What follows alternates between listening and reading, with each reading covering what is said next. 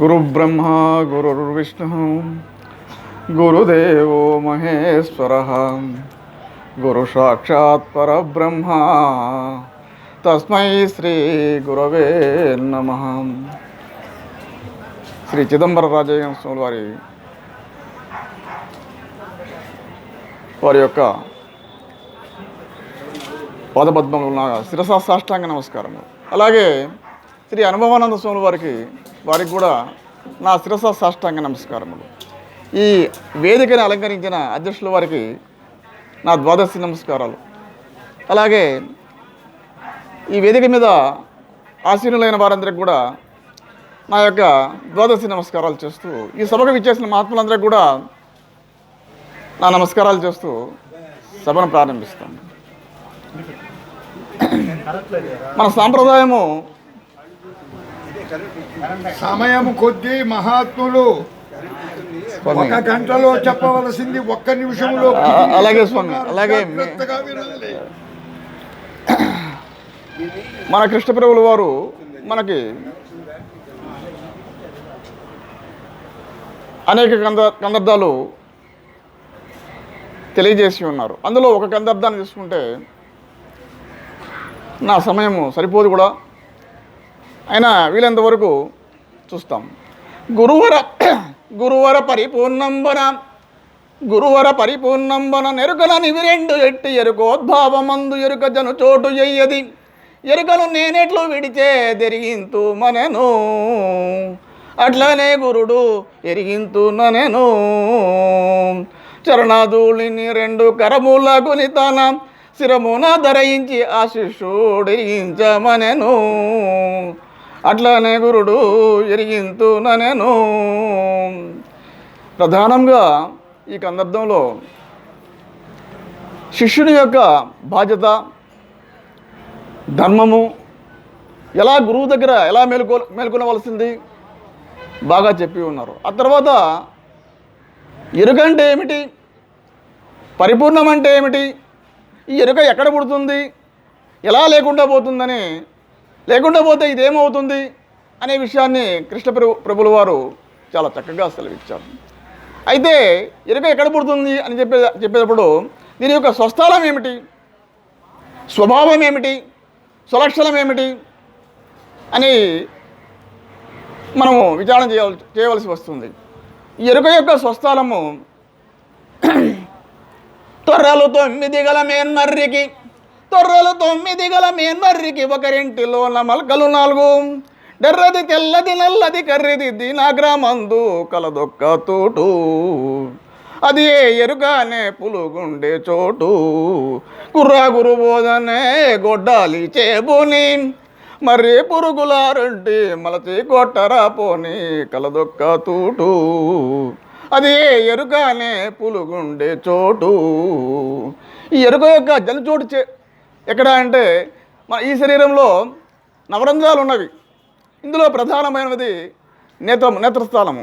ఈ నేత్రస్థానంలో పృథ్వీతత్వము, జలతత్వము, అగ్నితత్వము, వాయుతత్వము, ఆకాశతత్వములు అనేవి 5 తత్వములు ఉన్నాయి. ఈ ఆకాశతత్వంలో సన్నని రంధ్రం ఉన్నదే అదే ఎరుక యొక్క స్వస్థలము. ఆ స్వస్థలం నుండే ఈ జగత్తులంతా గుర్తిరుగుతున్నది. ఇదే మూలం లేని గుర్తిరిగే శరీరం యొక్క స్థానం. కవిం పురాణ మనుశాసితార అణోరణీయాంశ మనుస్వరజ్య సర్వస్య దాతార మాచింత్య రూపం మాదిత్యవర్ణం తమసహ పరస్తాత్ అని చెప్పాడు కృష్ణ పరమాత్మ. ఏం చెప్పారంటే ఇది నా రూపం అన్నాడు. నేనుండే రూపం అంటే నేను అంటే ఇక్కడ కృష్ణుడు కాదండి, నేను అనే దీని యొక్క స్వస్థానం, ఎరుక యొక్క స్వస్థానం. ఇక్కడి నుండే సమస్తాన్ని గుర్తెరుగుతున్నది. అందుకని ఎరుకజ్జను చోటు ఇది ఏది అని చెప్పారు భాగవతులు కృష్ణ ప్రభువులు వారు. దీని యొక్క స్వరూపం ఉన్నది, ఎరుకకి మరొక స్వరూపం ఉన్నది.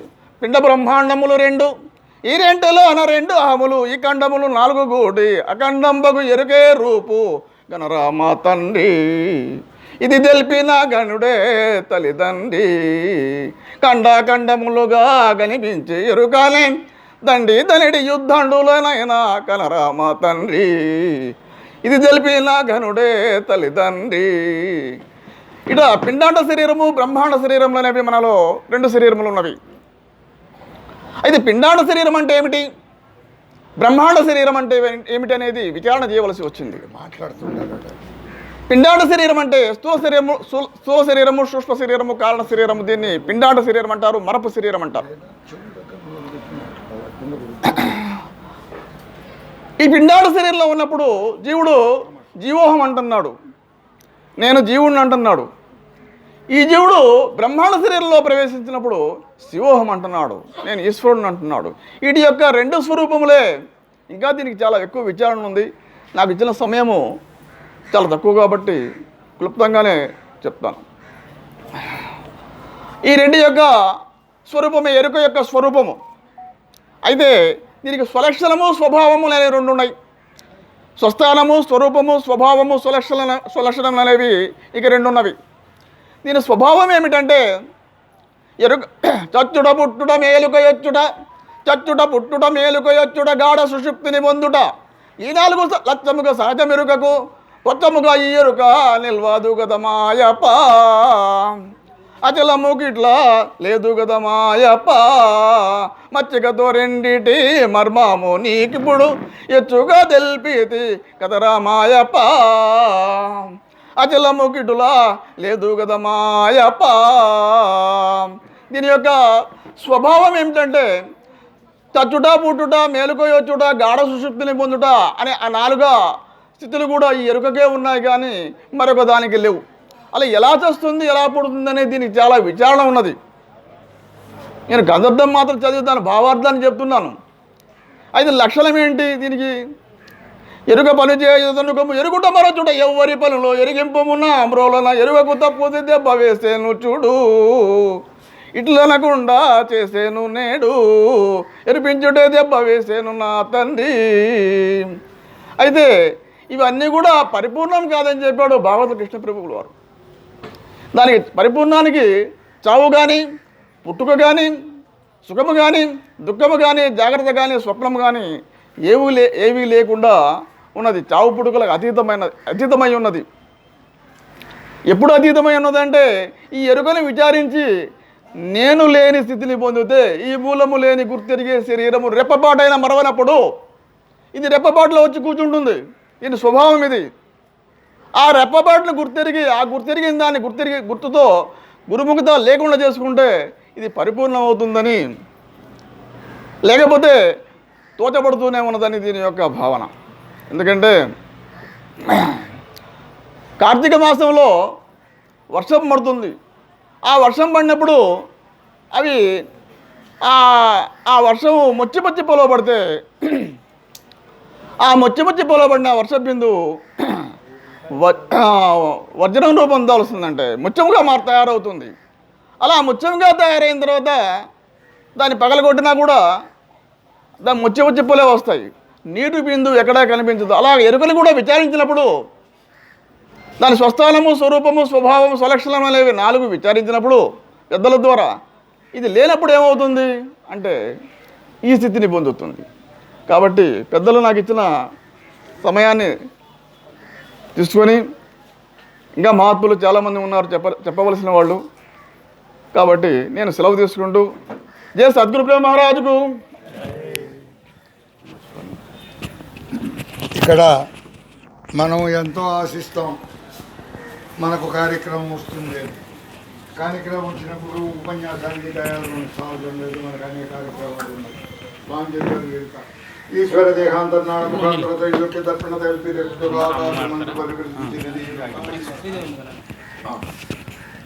ఈ విధంగా వాళ్ళు క్లుప్తంగా 1 గంటలో చెప్పవలసింది 5 నిమిషాల్లో చెప్పాలంటే ఎంత అర్థం చేసుకోవాలి, ఎంతో ఇదిగా ఉండాలి. అందుకని చెప్తారు కొండను అద్దంలో చూపి